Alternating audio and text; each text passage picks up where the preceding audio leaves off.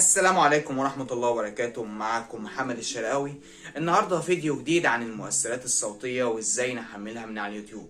طريقة سهلة وبسيطة وان شاء الله تعجبكم وتستفادوا بيها.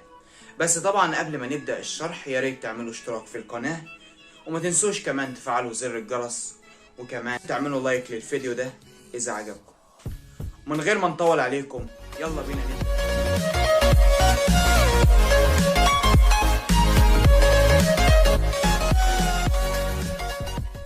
ورجعنا لكم تاني بالطريقة، بس قبل ما نبدأ كده يا ريت نصلي على النبي. احنا دلوقتي هنخش على برنامج جوجل كروم، هنفتح كده برنامج اليوتيوب اللي موجود فيه، وبعدين هنضغط على الثلاث شرط اللي فوق. هيفتح بالعرض بإصدار سطح المكتب، هيفتح معانا بالشكل ده، وبعدين هنكبر الشاشة شوية ونضغط على صفحة، وبعدين استوديو يوتيوب هيفتح معانا بالشكل ده. هنكبر الشاشة شوية، وبعدين هنيجي على اليمين كده في اللي هو مكتبة الصوتيات، هنضغط عليها ضغطة هيفتح لنا الشاشة دي كده.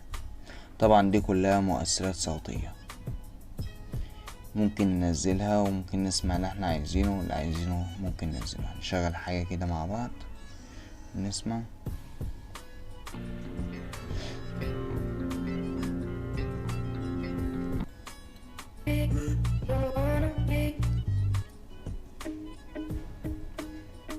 طبعا ديت كل حاجة.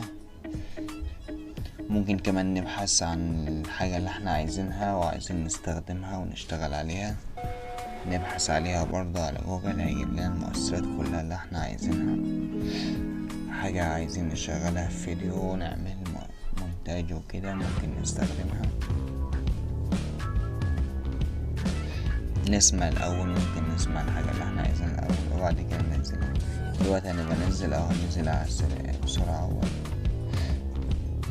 وكمان ممكن أشغله عندي.